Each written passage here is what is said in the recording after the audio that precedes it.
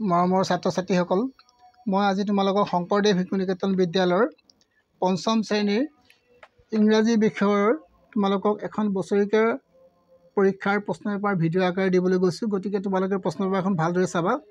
এই পেপাৰখন হৈছে তোমালোকৰ 2022 চনৰ।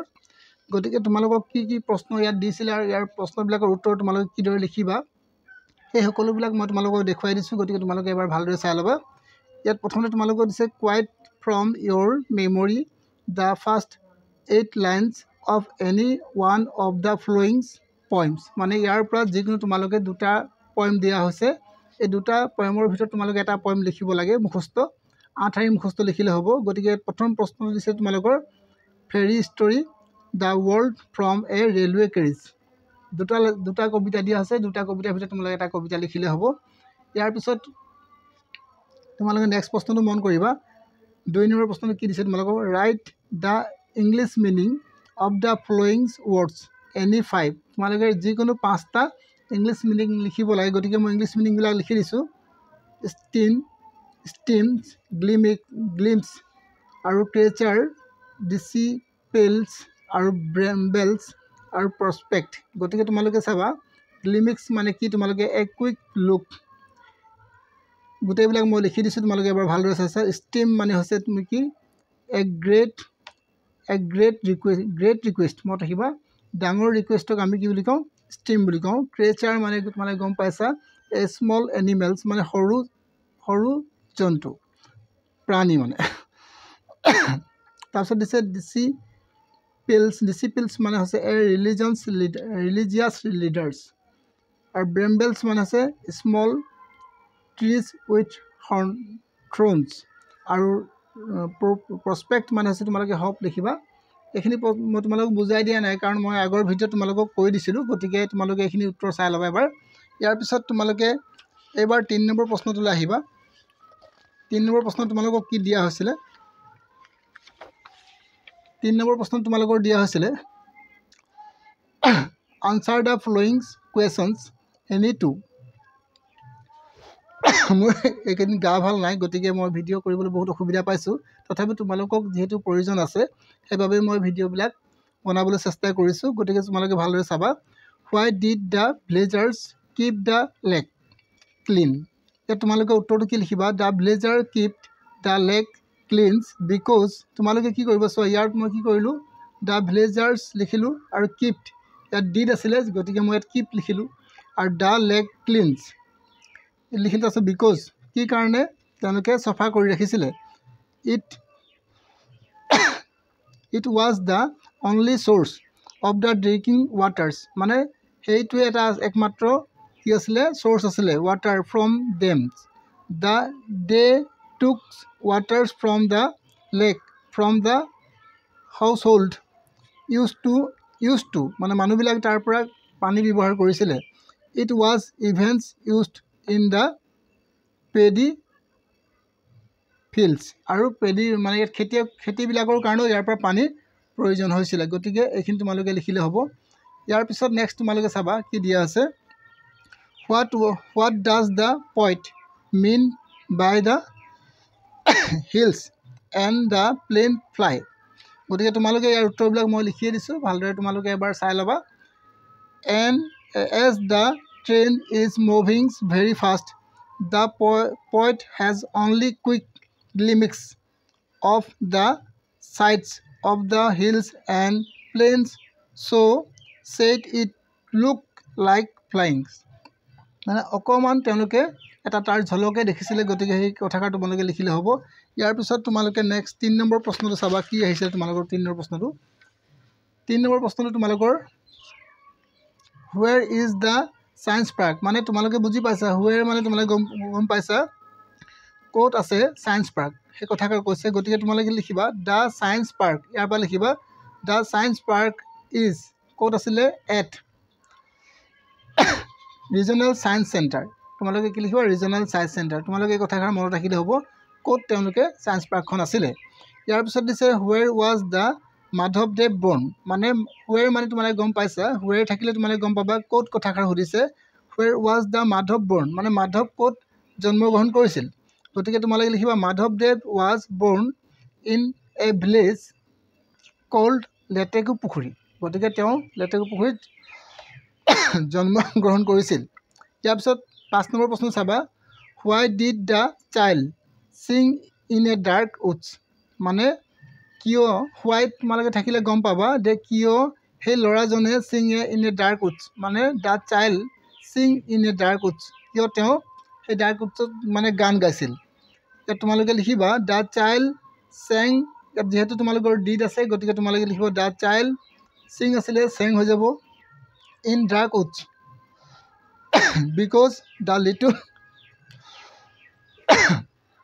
লিটল ক্ৰেচাৰ চি থাকি গৈছে লিটল ক্ৰেচাৰ টল হিম কৈছিল মানে লিটল ক্ৰেচাৰ মানে সৰু প্ৰাণীটোৱে কৈছিল ডেট কৈছিল যে ইফ দে উড চিং এ ছং যদি সিহঁতে এটা গান গাব the time would not be very long যদি তেওঁলোকে এটা গান গাব তেতিয়াহ'লে তেওঁলোকৰ সময়টো বহুত দীঘলীয়া যেন নালাগিব where did the child lost his way মানে এতিয়া কৈছে হুৱেৰ আছে যিহেতু প্ৰশ্নটো তোমালোকে গম পাইছা হুৱেৰ থাকিলে তোমালোকৰ প্ৰশ্নটো ক'তৰ কথা সুধিছে গতিকে তোমালোকে গম পাইছা যে ক'ত বুলি প্ৰশ্নটো সুধিছে মই গম পাইছোঁ where did the child lost মানে সেই শিশুটোৱে ক'ত ৰাস্তাটো হেৰাইছিলে গতিকে তোমালোকে লিখিবা দ্য চাইল্ড ইয়াৰ পৰা লিখিবা দ্য চাইল্ড ইয়াত লছ আছিলে গতিকে তোমালোকে যিহেতু ইয়াত ডিড আছে গতিকে তোমালোকে লষ্ট লিখিবা লছৰ পাষ্ট টেন্স লষ্ট লিখিবা the child lost his way in the ক'ত হেৰাইছিলে lost his way in the dark woods মানে তেওঁলোকে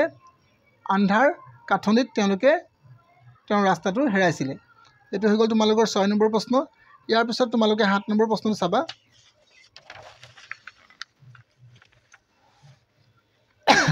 7 নম্বৰ প্ৰশ্নটো কি দিছে what was the name of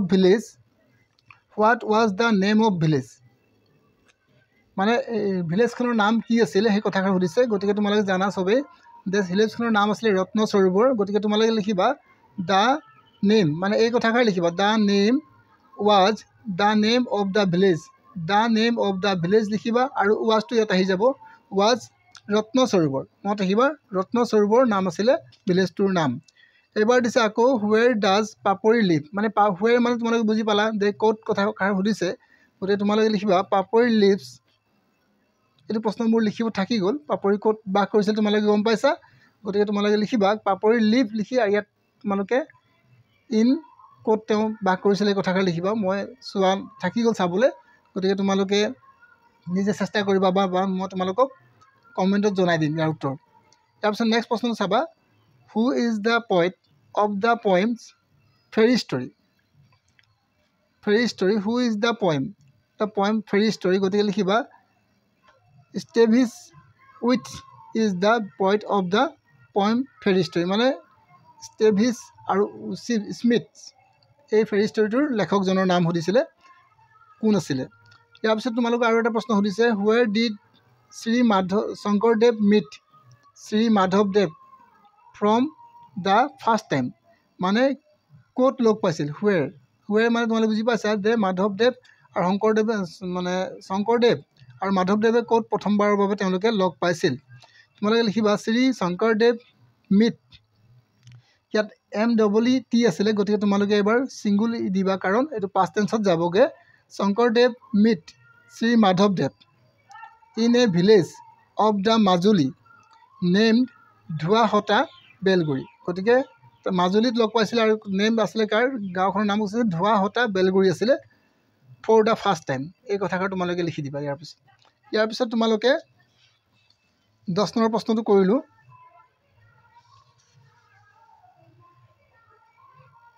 ইয়াৰ পিছত নেক্সট প্ৰশ্ন তোমালোকে চাবা 11 নম্বৰ প্ৰশ্নটো 11 নম্বৰ প্ৰশ্নটো কি দিছে তোমালোকক where do the students assembly for prayer ক'ত মানে where do the student assembly মানে ষ্টুডেণ্ট এছেম্বলি ক'ত পতা হৈছিলে ফৰ প্ৰেয়াৰ মানে প্ৰাৰ্থনাৰ কাৰণে ক'ত ষ্টুডেণ্টৰ মানে তেওঁলোকৰ এছেম্বলি পতা হৈছিলে গতিকে মনত ৰাখিবা the students assembly in the Hansa Bahini prayer halls for prayer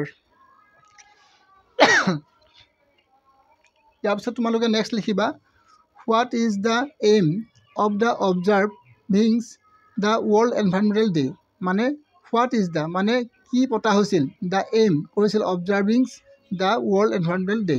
গতিকে মনত ৰাখিবা, তোমালোকে লিখিবা the aim of the observing the world environmental day is to make peoples awareness of our environment. মানে সেইদিনা সজাগতা সভা পতা হৈছিল, মানে পৰিৱেশৰ বিষয়ে সজাগতা সভা পতা হৈছিল। ইয়াৰ পিছত তোমালোকৰ 4 নম্বৰ প্ৰশ্ন চাবা। এইবাৰ 4 নম্বৰ প্ৰশ্ন তোমালোকক দিছে fill in the blank with suitables word. ইয়াত তোমালোকৰ দিছে ৰামদাস ৱাজ মাধৱদেৱ। মানে ইয়াত কিছে ৰামদাস ৱাজ মাধৱদেৱ কি আছিল, মানে তোমালোকে লিখিবা। মই ইয়াত উত্তৰটো লিখি দিছোঁ, ইয়াত ডেছ দিয়া আছিলে ব্ৰাদাৰ ইন ল। গতিকে তোমালোকে এইটো গম পালা। ইয়াৰ পিছত 1 নম্বৰ প্ৰশ্নটো A নম্বৰ প্ৰশ্নটো হৈ গ'ল। এতিয়া তোমালোকে B নম্বৰ প্ৰশ্ন চাবা। B নম্বৰ প্ৰশ্ন তোমালোকৰ কি দিয়া আছে, ইন লেটাৰ্ছ ইয়েৰ্ছ মাধৱদেৱ শ্বিফ্ট টু, ক'ত মাধৱদেৱে শ্বিফ্ট হৈছিলে সেই কথাষাৰ লিখিব কৈছে। গতিকে লিখিবা সুন্দৰী দিয়াত তেওঁলোকে কি হৈছে শ্বিফ্ট হৈ গৈছিলে। গতিকে তোমালোকে ইয়াত সুন্দৰী দিয়া লিখিবা। ইয়াৰ পিছত তোমালোকে দিছে environmental means a stage of our surrounding. ইয়াত কি হ'ব, তোমালোকৰ খালী ঠাই আছে, ছাৰাউণ্ডিং বুলি লিখিবা। ইয়াৰ পিছত দিছে উই শুড, ইয়াত খালী ঠাই দিছে ইউজিংছ হাৰ্মফুলছ কেমিকেলছ। মানে আমি কেমিকেলছ কি কৰিব লাগে মনত ৰাখিবা। ইয়াত লিখিবা তোমালোকে উই শুড এভইড। মই উত্তৰটো তলতো লিখি দিছোঁ, এভইড কৰিবলৈ। আমি মানে যিকোনো কামত আমি কেমিকেল ইউজ কৰিব নালাগে, তাক আমি কিছু দূৰত্বত থাকিব লাগে, মানে এভইড কৰিব লাগে। মাধৱদেৱ ডাইড ইন দ্য ইয়েৰ্ছ, মানে মাধৱদেৱ কেতিয়া মৃত্যু হৈছিল। গতিকে তোমালোকে লিখিবা 1596 AD। গতিকে তোমালোকে ইয়াত AD বুলি লিখা আছে, গতিকে তোমালোকে ইয়াত লিখিবা 1596। ইয়াৰ পিছত তোমালোকৰ 5 নম্বৰ প্ৰশ্নটোৰ উত্তৰ চাবা। Find the words with rhyme word লিখিব কৈছে। Find the words with rhyme with, গতিকে ৰাইম ৱৰ্ড লিখিব কৈছে। গতিকে তোমালোকে কিদৰে লিখিব পাৰিবা, লং, চিং আৰু টাইট। গতিকে মই লংটো তোমালোকক লিখি দিছোঁ। লং মানে তোমালোকে মিলাই লিখিবা, এই লাষ্টৰ 2টা আখৰ মিলিব, 3টা আখৰ মিলিব লাগিব। যিহেতু ইয়াত লং লিখিছোঁ, মই ইয়াত চং লিখিছোঁ। চং, লংটো চঙৰ লগত মিলিছে, গতিকে চং লিখিলোঁ। ইয়াত চিং দিয়া আছে, গতিকে চিংটো তোমালোকে ৰিং বুলি লিখিব পাৰিবা, নতুবা তোমালোকে কিং বুলিও লিখিব পাৰিব, KING কিং, মানে লাষ্টৰ 3টা আখৰ মিলিছে। ইয়াৰ পিছত তোমালোকৰ টাইট আছে, গতিকে তোমালোকে ৰাইট লিখিব পাৰিবা বা তোমালোকে লাইট বুলি লিখিব পাৰিবা, যিকোনো এটা লিখিলে হ'ব। মই 2টা লিখি দিছোঁ, তোমালোকে 2টা লিখিব নালাগে, ইয়াৰ এটা লিখিব পাৰিলে হ'ব। ইয়াৰ পিছত তোমালোকক এইবাৰ 5 নম্বৰ পিছত 6 নম্বৰ প্ৰশ্নটোলৈ আহোঁ আমি।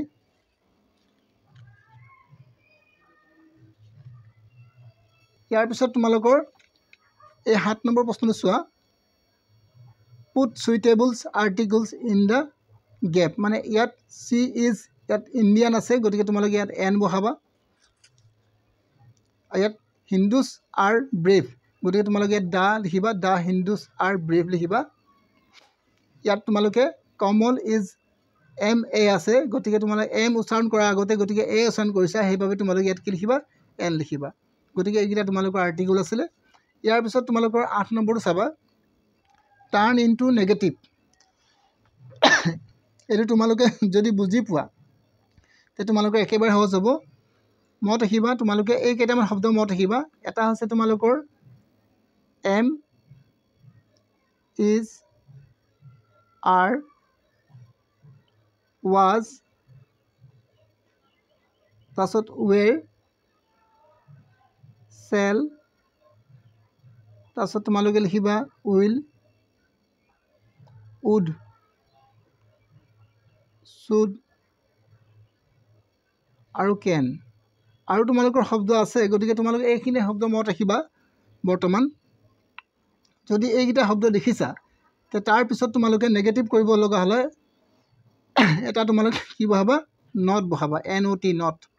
গতিকে চোৱা, ইয়াত চি কেন ডু দ্য চাম, ইয়াত চি কেন ডু দ্য চাম আছে, গতিকে মই ইয়াত কেন দেখিছোঁ, গতিকে কেন বা কুড থাকিলেও হ'ব, COULD, কুড থাকিলেও তোমালোকে নট বহাবা। গতিকে ইয়াত কেন আছে, কেনৰ পিছত তোমালোকে নট বহাই দিবা। চি কেনট ডু দ্য চাম, ইয়াত ফুল ষ্টপ দি দিবা, হৈ গ'ল। ইয়াৰ পিছত তোমালোকৰ চোৱা my father is a doctor গতিকে ইজ দেখিছোঁ আমি ইয়াত ইজ আছে যদি ইজ থাকে তেতিয়া তোমালোকে তাৰপিছত কি লগাবা এটা নট বহাবা ইজ নট এট ডক্টৰ্ছ এইটো উত্তৰ হৈ গ'ল ইয়াৰ পিছত তোমালোকে মন কৰিবা টাৰ্ণ ইনটু ইণ্ট্ৰগেটিভ যেনেকৈ তোমালোকে নেগেটিভ কৰিছিলা নেগেটিভ কৰোঁতে এইকেইটা শব্দ তোমালোকে মনত ৰাখিব লগা হৈছিলে এইকেইটাক আমি হেল্পিং ভাৰ্ব বুলি কওঁ গতিকে হেল্পিং ভাৰ্ব বা এইকেইটা আমি শব্দ মনত ৰাখি ল'ম যদি এইকেইটা শব্দ থাকে তেনে সেই শব্দটো আমি আগলৈ লৈ আহিব লাগে গতিকে চোৱা নিড টু ৱাজ আছে গতিকে ৱাজটো ক'ত আহিবা আগত লৈ আহিবা was need to reading English আৰু ইয়াত প্ৰশ্নবোধক চিন এটা দিবা ইয়াৰ পিছত দেখিবা he will come to school যিহেতু তোমালোকে ইয়াত উইল আছে গতিকে উইলটো আগত লৈ আহিবা আৰু হিটো কি কৰিবা তোমালোকে ইয়াত সৰু ফলা লিখিবা কাৰণ আগতে নিটো থাকোঁতে আমি সৰু ফলা লিখা নাছিলোঁ কাৰণ মানুহৰ নাম আছিলে গতিকে ইয়াত মানুহৰ নাম নহয় গতিকে হি আছে গতিকে হিটো সৰু ফলা হৈ যাব আৰু কাম টু স্কুল আৰু ইয়াত প্ৰশ্নবোধক চিন বহিব গতিকে তোমালোকৰ এইদৰে প্ৰশ্ন দুটা প্ৰতি বছৰে আহি থাকে গতিকে তোমালোকে ভালদৰে চাই যাবা ইয়াৰ পিছত তোমালোকে 10 নম্বৰ প্ৰশ্নটোলৈ মন কৰিবা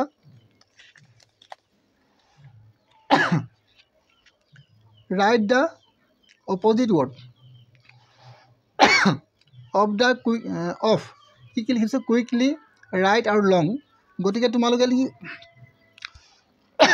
কুইকলি মানে সোনকালে তোমালোকে যদি সোনকালে হয় কামটো তেনে তোমালোকে দেৰিকৈ হ'ব লাগিব মানে লাহেকৈ হ'ব লাগিব সেই কামটো তোমালোকে বিপৰীত শব্দ আমি কি লিখিম শ্ল'লি ৰাইট হ'লে লেফ্ট লিখিবা লং হ'লে শ্বৰ্ট লিখিবা এইকেইটা তোমালোকৰ উত্তৰ লিখি দিলোঁ ইয়াৰ পিছত তোমালোকে চাবা what is the pronouns give an example pronoun কাক বুলি আমি লিখিম গতিকে তোমালোকে ইয়াত লিখি দিছোঁ চাবা a pronoun is a word that is used in a place of nouns মানে নাউনৰ সলনি যিটো বস্তু আমাৰ বহে যি শব্দ বহে সেই শব্দটোক আমি প্ৰনাউন বুলি কওঁ for example she is a good boy ইয়াত তুমি ৰাম লিখিব পাৰিবা Ram is a good boy মানে ৰাম নিলিখি আমি কিছু তাৰ জেগাত কি লিখিছোঁ হি লিখিছোঁ সেইবাবে আমি কিছু ইয়াক প্ৰনাউন বুলি কৈছোঁ গতিকে তোমালোকে এইদৰে লিখিব পাৰিবা ইয়াৰ পিছত তোমালোকে 12 নম্বৰ প্ৰশ্ন চাবা feel in the blank with correct words given in the brackets গতিকে তোমালোকে ইয়াত ব্ৰেকেটত দিছে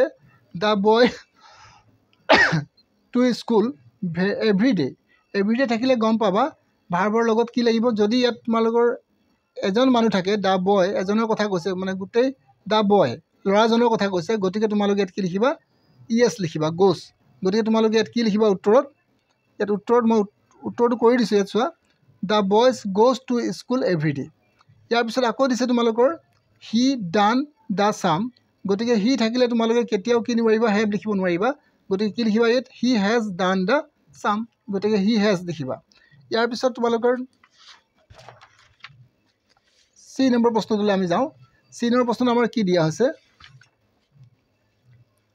আই এ গুড ষ্টুডেণ্টছ মানে আই এ গুড ষ্টুডেণ্ট আৰু ইয়াত তোমালোকৰ কি দিছে এম ইজ আৰু আৰ গতিকে আই থাকিলে কেতিয়াও এম ইজ আৰু আৰ নহয় গতিকে তোমালোকে ইয়াত এম লিখিবা I am a good students ইয়াৰ পিছত তোমালোকে চাবা দ্য বয় আকৌ দ্য বয় আছে এ ছং ছিং আছে গতিকে ছিং আৰু ইয়াত ছিংছ আছে গতিকে মনত ৰাখিবা এজন ল'ৰা থাকিলে ইয়াত ভাৰ্বৰ লগত এছ বাই এছ লাগিব গতিকে তোমালোকে কি লিখিবা দ্য বয় ছিংছ লিখিবা এছ এটা লগাই দিবা ছিংছ ইয়াত দিয়া আছে উত্তৰ দুটা গতিকে তাৰ শুদ্ধ উত্তৰ লিখিব লাগে ছিংছে ছং ইয়াৰ পিছত তোমালোকৰ দিছে 13 নম্বৰ প্ৰশ্ন চাবা write 10 lines on either of the following topic মানে এই টপিকটোৰ ওপৰত তোমালোকৰ 10টা লাইন লিখিব লাগে গতিকে মই 10টা লাইন লিখি দিছোঁ চোৱা প্ৰথমতে তোমালোকে মাই ক্লাছৰুমৰ ওপৰত লিখি দিছোঁ গতিকে তোমালোকে এইদৰে হুবহু লিখি দিব নালাগে তোমালোকৰ ক্লাছত যি আছে সেইখিনি তোমালোকে লিখিবা মই এতিয়া মোৰ ক্লাছৰ কথা এটা লিখিছোঁ এনেই মই সাধাৰণতে এনেই লিখিছোঁ my classroom is a very special মানে মোৰ ক্লাছৰুমটো বৰ স্পেচিয়েল মানে বৰ বৰ সুন্দৰ বা মোৰ কাৰণে বহুত প্ৰয়োজনীয় আছে ইয়াৰ পিছত তোমালোকে লিখিবা it looks neat and clean আৰু ইয়াৰ চাবলৈ কি আছে খুব ধুনীয়া চফা হৈ থাকে ইট হেজ 2 ড'ৰ্ছ ইয়াত 2খন ড'ৰ মানে দৰ্জা আছে ইট হেজ 4 উইণ্ড'জ আৰু ইয়াত 4খন খিৰিকী আছে ইট হেজ 2 ফেনছ আৰু ইয়াত 2খন ফেন আছে it has a large green board আৰু ইয়াত কি আছে এখন ডাঙৰ গ্ৰীণ বৰ্ড আছে there is a chair and tables for teachers শিক্ষকৰ কাৰণে এখন টেবুল আৰু এখন চকী আছে। There are 30 students. There are 30 students in our classroom. মানে আমাৰ ক্লাছৰুমত 30টা ষ্টুডেণ্ট আছে। I love my classroom very much. আৰু মোৰ ক্লাছৰুমটোক মই বহুত ভাল পাওঁ। তোমালোকৰ যদি এই ৰচনাখন যদি লিখিবলৈ আহে তোমালোকে এনেকৈ লিখিলে হ'ব 10টা লাইন। ইয়াৰ পিছত তোমালোকক আকৌ দিছে দুটা দিছিলে বিহু বুলি দিছে। বিহুৰ বিষয়েও তোমালোকে লিখিব পাৰিবা। গতিকে মই তোমালোকক বিহুৰ বিষয়েও লিখি দিছোঁ। গতিকে তোমালোকে বিহুৰ বিষয়েও চাই ল'ব পাৰিবা। ইয়াত লিখিবা Bihu is the main festivals of Assam. মানে বিহুটো হৈছে আমাৰ অসমৰ কাৰণে মেইন ফেষ্টিভেল, মানে প্ৰথম এইটো মুখ্য ফেষ্টিভেল মানে উৎসৱ হয়। It is the major harvestings festivals. এইটো বহুত ডাঙৰ festivals. It is celebrated 3 times a year। আৰু ইয়াক এক বছৰত 3বাৰ কি কৰে পালন কৰোঁ, মানে আমি বিহু পালন কৰোঁ, উৎসৱ পালন কৰোঁ। It is the indications of the 3 different stages of agriculture like and the nature alike। আকৌ দিছে peoples celebrate this harvest festivals in the joy of ripenings Rongali or Bohag Bihu ripenings. আৰু ইয়াত দিছে Rongali or Bohag Bihu is observe কৰে ইন এপ্ৰিল। ৰঙালী বিহু আৰু বহাগ বিহু আমি কেতিয়া observe কৰোঁ কৈছে এপ্ৰিল মাহত পালন কৰোঁ। ইয়াৰ পিছত দিছে কঙালী অৰ কাতি বিহু অবজাৰ্ভ ইন অক্টোবৰ। মানে কাতি বিহু আৰু কাতি বা অৰ কঙালী মানে যিকোনো বা এটা দিছে, যিকোনো আমি কাতি বিহু বা কঙালী বিহু বুলি ক'ব পাৰোঁ। ইয়াক অক্টোবৰত পালন কৰা হয়। তাৰপিছত দিছে ভোগালী অৰ মাঘ বিহু অবজাৰ্ভ ইন জানুৱাৰী। মানে জানুৱাৰী মাহত তোমালোকৰ কি কৰা হয় এই উৎসৱ পালন কৰা হয়। People enjoy this festivals with tastings merriments dance and singings Bihu songs. আৰু ইয়াত কিছে ডেন্স কৰা হয় আৰু ছিংগিং বিহু ছঙো গান গোৱা হয়। Bihu is one of the main features of Assamese cultures. আৰু বিহু হৈছে আমাৰ অসমৰ বাবে অসমীয়াবিলাকৰ এটা মেইন কালচাৰ, মানে প্ৰধান উৎসৱ হয়। গতিকে এইদৰে তোমালোকে লিখিব পাৰিবা। ইয়াৰ পিছত নেক্সট তোমালোকে আৰু 14 নম্বৰ প্ৰশ্নটো কি দিছে চোৱা। 14 নম্বৰ প্ৰশ্ন দিছে তোমালোকৰ ট্ৰান্সলেট ইনটু ইংলিছ এনি 5। যিকোনো 5টা লিখিব লাগে, কিন্তু মই গোটেইকেইটা লিখি দিছোঁ। তেওঁ মোৰ ভনী হয়, গতিকে আমি কিদৰে লিখিম চি ইজ মাই ছিষ্টাৰ্ছ। গৰু উপকাৰী জন্তু, কাউ আৰ বেনিফিচিয়েলছ এনিমেলছ। বেনিফিচিয়েল মানে হৈছে উপকাৰী জন্তু। সোণ উজ্জ্বল, গ'ল ইজ ব্ৰাইট লিখিব পাৰিবা বা গ'ল ইজ শ্বাইনিংছ, এইদৰে তোমালোকে লিখিব পাৰিবা। মই ব্ৰাইট লিখিছোঁ। ইয়াৰ পিছত তোমালোকে লিখিবা তেওঁৰ নাম Naren, his name is Naren, এইদৰে তোমালোকে লিখিবা। অসমীয়াৰ পৰা ইংৰাজীলৈ লিখিবলৈ দিছে। এইটো এটা কলম, দিছ ইজ এ পেন।